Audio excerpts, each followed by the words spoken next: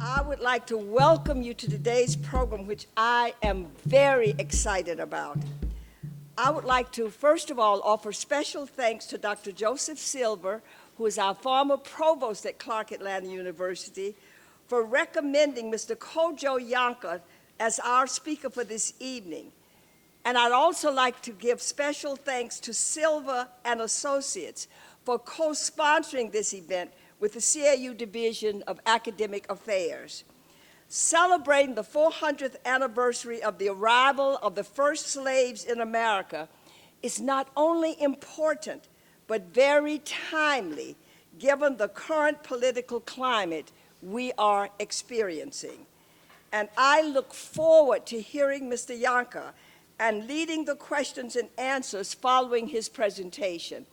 At this time, I'd like Dr. Silva to please come forward and introduce our speaker. Dr. Silva.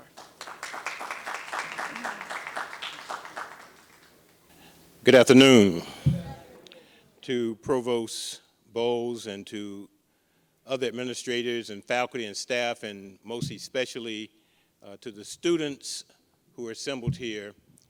I have the great honor of presenting and introducing to you Mr. Kojo Yankah.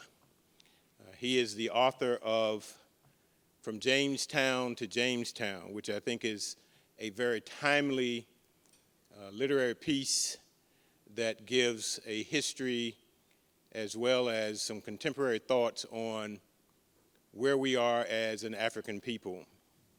Mr. Yankah has a very distinguished career. He is, as I call him, a Renaissance man. His career spans many, many, many years. He wrote a book on his career about 2 years ago called Our Motherland. And it was a worldwide hit, and I'm sure that From Jamestown to Jamestown is going to be equally as enthusiastically embraced. But Mr. Yankah was in the parliament, the government of Ghana for years, serving in parliament, serving as the minister of the Central Region, the minister of the Ashanti region. For those of you who understand that term, it's almost like the governor of California, the governor of Georgia, but it's a region that he had service over. He's also a person who has been very instrumental in facilitating exchange programs between the United States and Africa, and Ghana in particular. During my years as provost, not here at Clark Atlanta, but at Savannah State, he was very instrumental in getting that program off the ground in the year 2000, I think it was, and that program is still going on today, some 19 years later. Mr. Yankah is also an accomplished writer. He would tell you about his time with the Ghana Press Institute, but because of his real connection and his yearning for having more writers and more media people in the continent and in Ghana in particular, he started a university there, AUCC, African University College of Communication, that has gained the attention of UNESCO and has been so honored by UNESCO as one of the better institutions in Ghana. I'm going to present to you and introduce to you Mr. Kojo Yankah, a longtime friend, and I'm excited for this opportunity for you to hear him and to share the book. I'll put in a plug because I know he will not do it. He brought copies of the book here today, and they will be on sale for $25, which is a bargain, really. And any of you who want a copy of the book, we'll make sure that you get a copy. Mr. Kojo Yankah.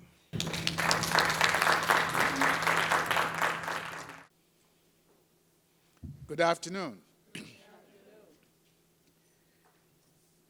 The title of my book is From Jamestown to Jamestown.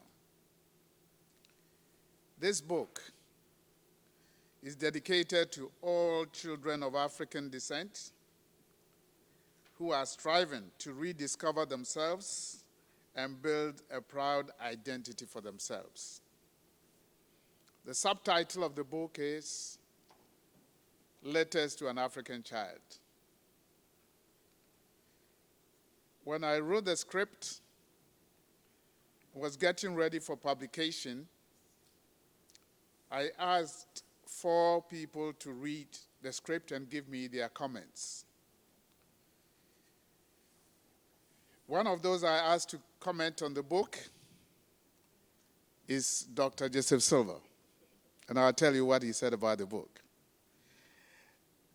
Now, I gave it to Dr. Joseph Silva because he has been coming back and forth from America to Ghana for the past 25 years. So I wanted to get a sense of what he would think about the book.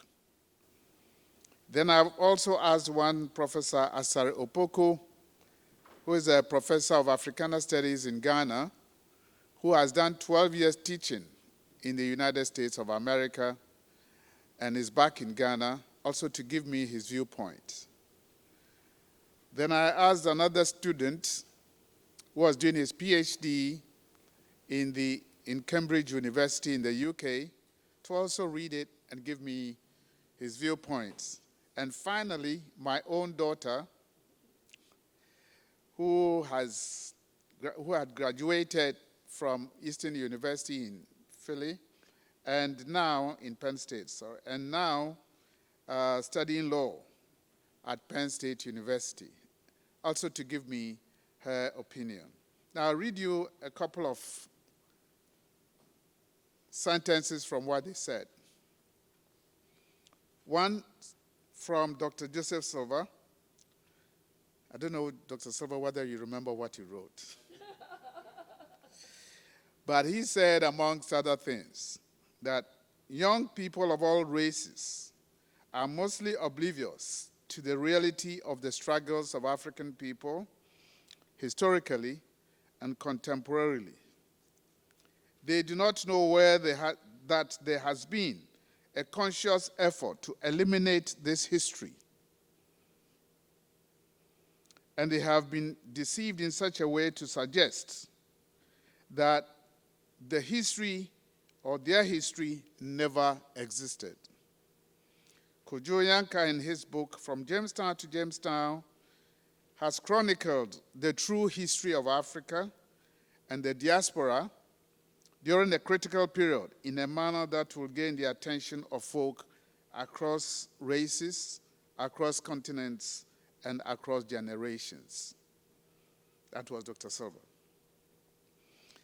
Dr. Opoku in Ghana says, From Jamestown to Jamestown, Letters to an African Child, is a thoughtfully refreshing account of African history that pensively reflects the ancestral wisdom of our African forebears, that urges lions to tell their own stories that hunters always tell to glorify themselves at the ruinous expense of lions. And the value of the information contained in the book may be found in the question, what would become of our children if they possessed the information contained in this book? Unquote. Then from my daughter, she says, after reading the book, the eyes of the African child, the eyes of her understanding have been enlightened. She vows to read more about her African identity and to work with Africans in the diaspora to rebuild the Africa we need. She runs home to share this revelation with everyone she knows. And as Marcus Garvey said, she is reminded always that, quote, the black skin is not a badge of shame, but rather a glorious symbol of national greatness, unquote. Now, the key phrases here: conscious efforts to eliminate this history. What would become of our children if they possessed the information? And 3, the black skin is not a badge of shame, but rather a glorious symbol of national greatness. Now, these phrases summarize my objectives for writing this book. 1, to expose the hidden history of peoples of African descent. 2, to provide adequate information to Africans, particularly the youth, to change any perception that black people were created to be inferior and that they did not have a history before Columbus. 3, to restore the confidence of African people that they have a civilization and a heritage to be proud of.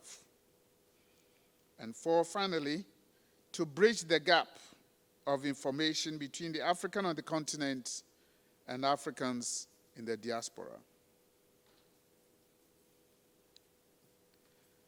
Madam Provost, I'm delighted to be here. I studied most of my education in Ghana, and then partly at the University of Nairobi in Kenya, and then, of course, some postgraduate research experience at Cornell University in communication. Now, I learned in school very fast that the only history that we had in the world was the history of Europe and North America. We studied very little of African history. If you gave me a map of Africa, I couldn't point to where Zambia was or where Kenya was. I only knew that Ghana was part of Africa. If you asked me about African Americans, I could claim knowledge of names that I had read in some books. But during my university days, I had the opportunity, because of the associations I belonged to learn more about Africans on the continent and also in the diaspora. We had the Pan-African Forum, we had the International Black Alliance, we had the International Pan-Africanist movement, and all that we wanted to know was to know about each other, to learn about each other. This was not in the classroom. We sang the national anthem of Great Britain, God Save the Queen. So we grew up knowing the Queen, but very little about our continent until our independence in 1957. Well, through the associations again, I learned about those who came from here and who had collaborated with Dr. Kwame Nkrumah, our first president, and who decided to come to Ghana when we gained independence. Martin Luther King was one, Muhammad Ali was one, Stokely Carmichael, Malcolm X, Maya Angelou, and a lot more others. Later, I grew to become editor of our national paper. And of course, it gave me the opportunity to travel around the world, and also became a director of the Ghana Institute of Journalism, training journalists across the continent. And again, I traveled extensively, and as Member of Parliament and Minister of State, again, more opportunities to travel around the 5 continents that we have on this globe.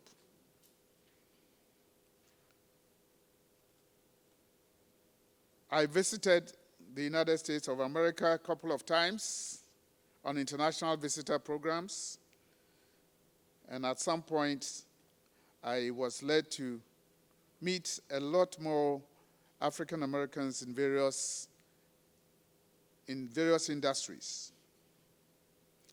Now, from 1992, there was established in Ghana a festival called PanAfest. PanAfest stands for Pan-African Historical Theater Festival.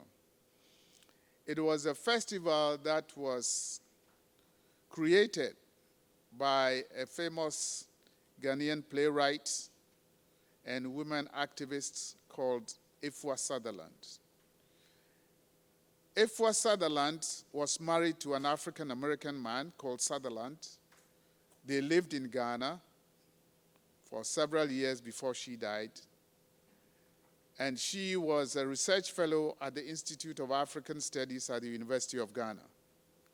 So she proposed to government that we should hold a festival in Ghana every other year to celebrate the achievements of blacks all over the continent, to bring Africans in the arts, in culture, in theater space, in academia, to come together every 2 years, every other year, to celebrate their achievements. Under the broad theme, the rebirth of African civilization. Under the subtitle, Uniting the African Family. I originally was chairman of the publicity committee, but in 1994, I was made chairman of the festival. And for 10 years, I was chairman. So I traveled in the Caribbean to promote PanAfest, almost all the countries in the Caribbean that I can remember. I traveled to the United States of America. I traveled to South Africa. I traveled to East Africa. I traveled to North Africa to promote PanAfest. Now, the theme again was the rebirth of African civilization. Sub-theme, Uniting the African Family. So we aimed at bringing Africans together wherever they can be found on this earth. So we had delegates coming from South America, Brazil, Puerto Rico, Costa Rica. We had, wherever Africans are, we got 1 or 2 members, either they are artists, or they were performers, or they were ministers of state. And on the continent of Africa, under the auspices of the Organization of African Unity, we got a lot more delegations coming to PanAfest. So Ghana really opened its doors very wide. And if you know the history or know a bit about our first president and leader, Dr. Kwame Nkrumah, you will understand why. He was the foremost Pan-Africanist African leader that the world has created. Now, what happened at PanAfest? Originally, it was a 2-week event because participants had to come to Ghana and go through the slave routes where slaves were captured and taken from the northern part of Ghana to the coast. So that route was taken and people visited them, visited a river close to Cape Coast where it is claimed that slaves had their last bath before they were brought into the castle where they were put in dungeons waiting for boats to take them across the Atlantic. And that was not just PanAfest, that was part of the program. But the others included symposia and colloquium, academic discussions on various themes that will bring Africans together. Of course, there was also the cultural side of it, where people wanted renaming to get new names, African names, and we had the chiefs and communities which were prepared to provide the opportunity for renaming. There was even the opportunity for remarrying. People got married here, but they came back to PanAfest and said, we want to remarry under the Ghanaian or African practice.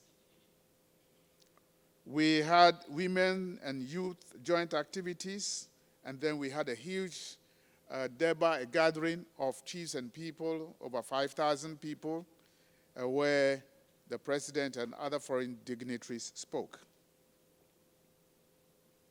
Now, at the time that I was chairman of PanAfricanism, I was invited to a function in Jamestown, Virginia. And that was the 375th anniversary of the arrival of the first 20 Africans from the continent to the coast of Virginia. The symposium was held at the University of Hampton, but the commemoration was held on the beach of Jamestown. Over 5,000 participants took part, and I learned for the first time more about where the first Africans landed. And then, of course, there were the settlers who were already there, who had come in from the United Kingdom to create a British colony. And from there, because the British colony needed to survive and also raise money through economic activities in cotton and tea plantations, they created farms and wanted more labor, and therefore they brought labor from Africa. That was the story that I took away. Of course, it gave me the opportunity to also explore other issues, and I visited a museum, the Nat Turner Museum, where I heard stories and also bought books on the Nat Turner Rebellion, the revolt, and subsequent revolts in America that led to the Civil War and on to the Civil Rights Movement. Now, this was during the period of PanAfricanism, and so from 1994 to 2004, I was just thinking about this story. Then in Ghana, we had a community called Jamestown. So I told myself there must be a connection. So I decided to search into that history. Prior to that, we in Ghana had known that most of the captured slaves were taken through the Cape Coast and Elmina castles and forts, which are very famous places that most people from the diaspora visit. But I found out that the Jamestown in Accra, the capital of Ghana, also had a fort called the James Fort. Oh, okay. So James Fort, very little known, but was also a slave trading post. So what I did was to now create a scenario.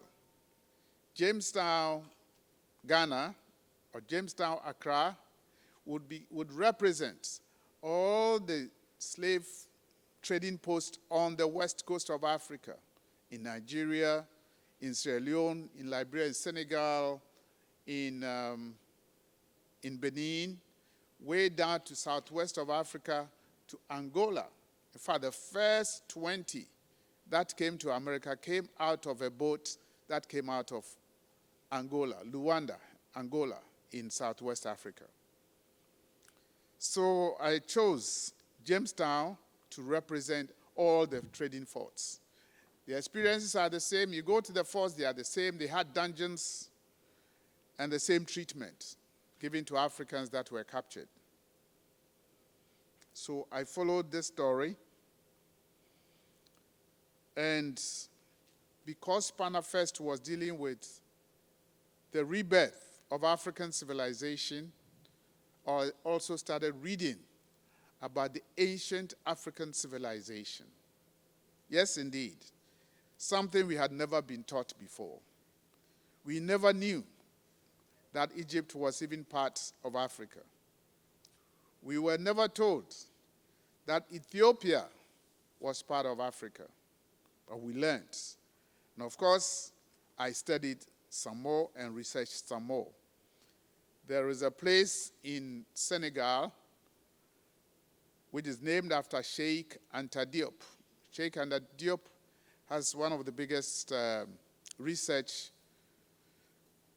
museums in Africa, and it teaches, Sheikh Anta Diop himself has done so much research into ancient African civilization that you go there and you ask yourself, why is it so close to Ghana, but we never knew anyway? So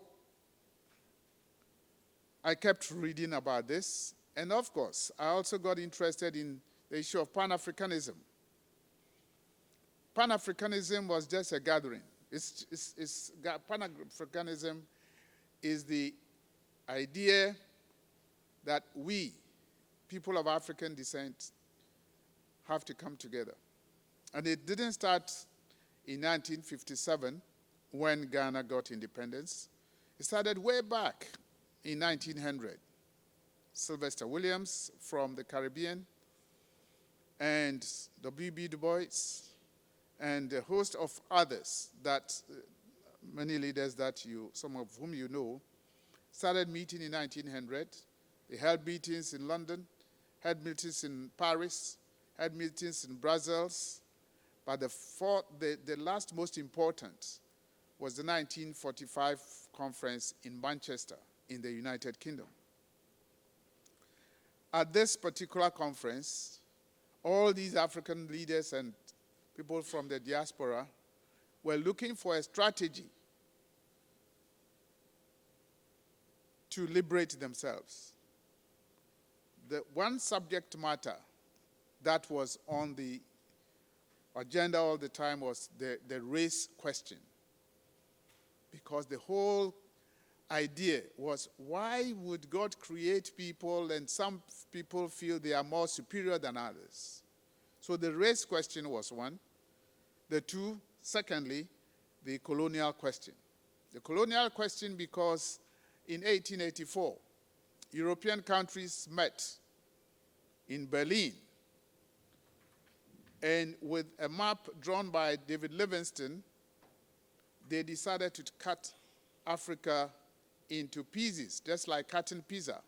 This is for Belgium, this is for England, this is for France, this is for Spain, this is for Portugal.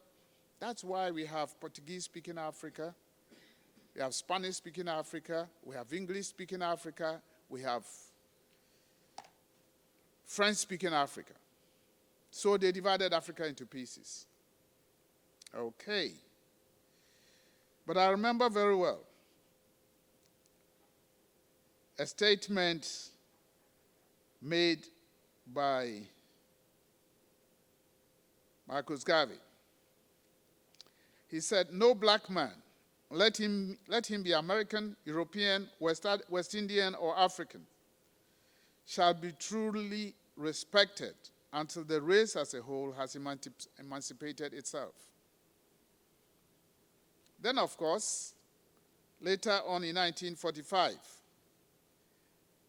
the most important statement, I think, that W.B. Du Bois made was that when once the blacks of the US, the West Indies, and Africa work and think together, the future of the black man in the modern world is safe. Okay, of course, our own leader, Kwame Nkrumah, echoed similar sentiments, and he took inspiration from all these leaders who met in Manchester United, and with other leaders who were also there, moved onto the continent to lead the agitation for independence. So Kwame Nkrumah for Ghana, Jomo Kenyatta for Kenya, Kamuzu Banda for Malawi, Awolowo for Nigeria, and all of them went to Manchester. So they got that inspiration from all these leaders coming all over the world to go back to their countries and lead the struggle for independence. Now, why were Europeans so interested in the continent? Well, of course, we had and we still have gold, diamonds, tin, cobalt, uranium, timber, all the minerals that are now servicing the technology industry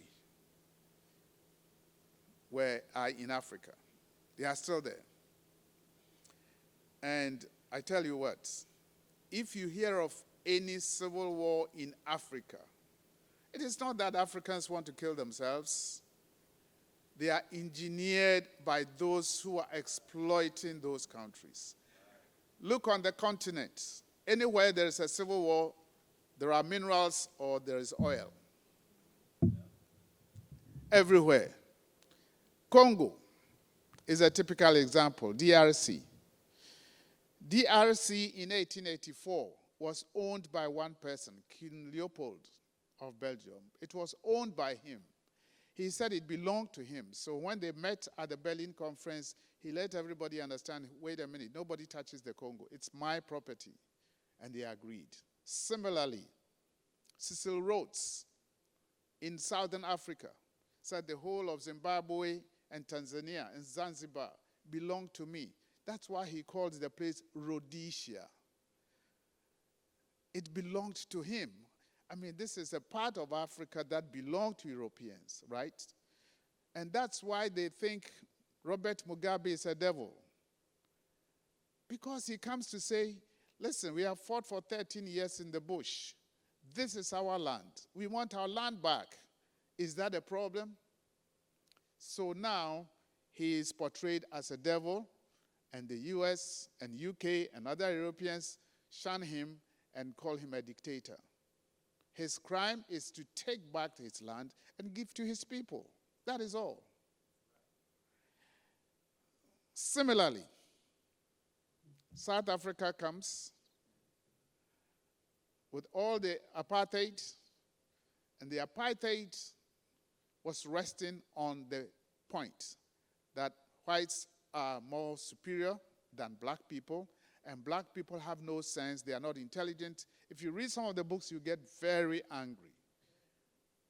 What their own leaders, their prime minister said, even as late as 1984, that black people have no sense to be taught mathematics and science. This is coming from people who had convinced themselves that they were a superior race. Anyway. But now, while I'm in South Africa, let me tell you something that I found in Namibia. Namibia is next door to South Africa. Namibia got independence before South Africa. And I happened to be part of a group of world journalists that went to Namibia for the education and also for the elections. So I have a book entitled The Story of Namibia, so I know what I'm talking about. Now, you go to Namibia, and in the parts bordering Angola, people are known by their tribes. And how are you known by your tribe? If you belong to tribe A, called Bushman or Herero, if you are Bushman, you write B on the front of your door. If you are Herero, you write H. So you can go to Namibia and look at the doors and find out which tribe lives everywhere. And therefore, what the whites did was to say, listen, that tribe is dangerous, don't deal with them. So they made them hate each other, right from the word go. So if you hear of tribes or tribal wars, it is this type of indirect rule that all of them used in Africa. That this is your tribe, don't deal with them. Now, when they had to divide Africa into pieces, because it was unilateral, and they did it just to satisfy themselves, you go to a country like South Africa is here, Zimbabwe is here. Okay, let me give an example. Only a few weeks ago, you probably saw on television South Africans chasing other Africans. This was a misguided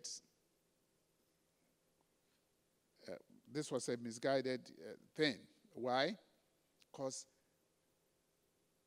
South Africans have been made to hate their other African brothers. The real people who are holding on to the economic power are never touched. Nobody goes to their areas. But in the areas when the Africans live together, they are made to feel, you belong to this tribe, you belong to this country. And now listen to this. The people of Zimbabwe, more than half of the people of Zimbabwe speak the same language as people of South Africa. In the belly. But the 1884 division called this country Zimbabwe and called this country. So on the same side of the border, there are families who now are considering themselves as enemies. Does it make sense? Same in every part of Africa.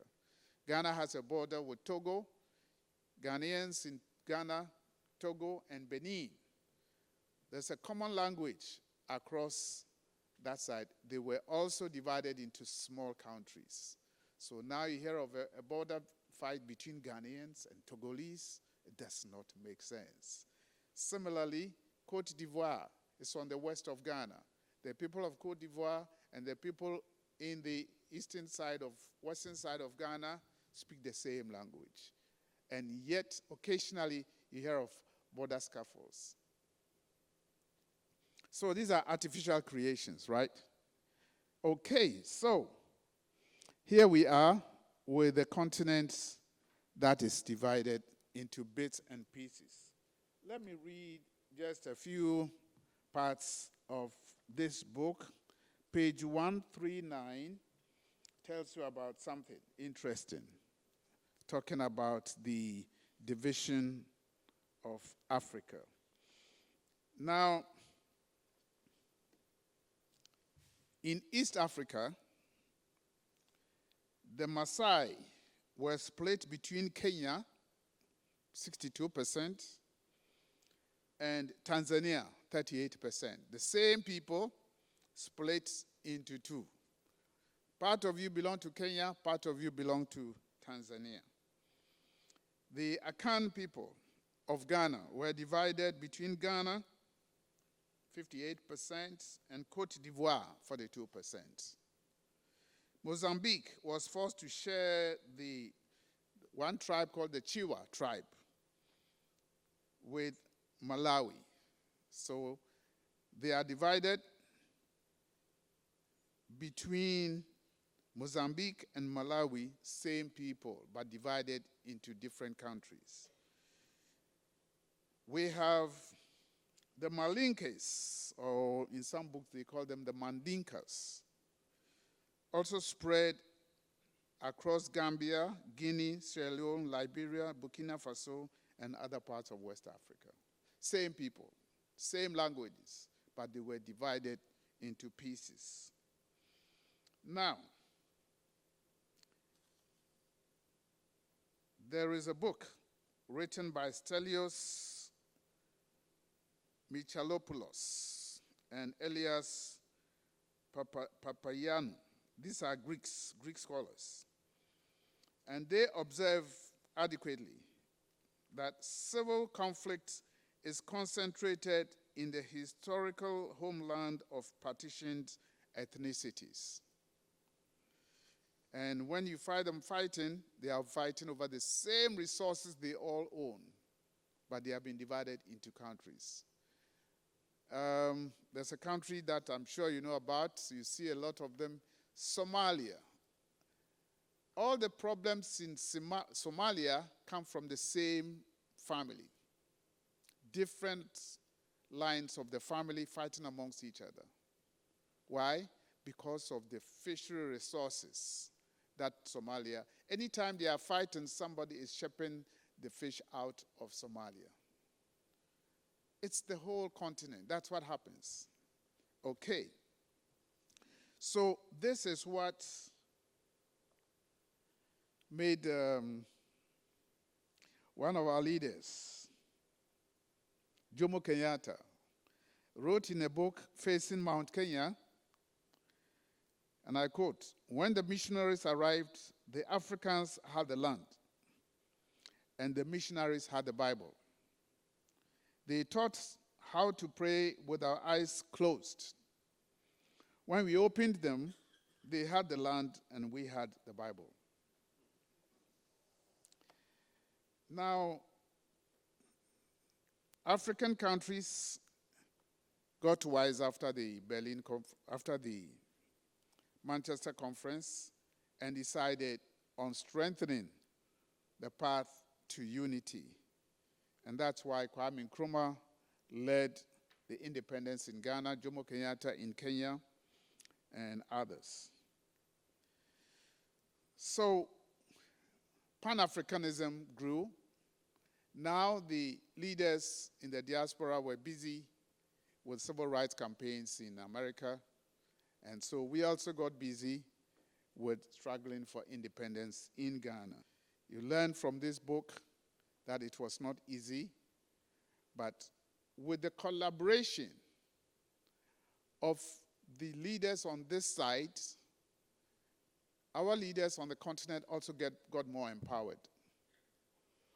Now, it's unfortunate that if you look back, you can say that since 1945, there has not been that kind of meeting, regular meeting of leaders of the diaspora and the continent to discuss common issues, except what we started at PanAfest. And because of that absence, a gap has come, and there's very little collaboration, and there's very little dialogue. The youth on this side don't know much about the youth on the other side. The youth on the other side don't know much about the youth on this side. Until recently, there were a number of achievers in Black America that were not recognized. But you know that in recent times, most of them are getting recognized. Their stories were hidden somewhere. So, what have I done? What I've done is to bring the two stories together. The story of the African from the forts and castles, the inhumane and the horrible and atrocious conditions under which Africans were brought to this side of the world, and then the struggles, the rebellions, the revolts that they also exhibited and showed, to show how resilient they were. And if you read really the books, you'll find out that it must have been the strongest who survived the journey, who survived all the various wars, who survived all the various segregationist laws to survive today. And my message is, if we are lucky to be alive today, let us learn about each other. Let us understand each other. Let's know that we have a common heritage. Let's know also that we have a common destiny, because the color question still remains. It is not a question of asking to be made more superior than the other color, but racial justice, racial equality, and freedom belongs to all of us.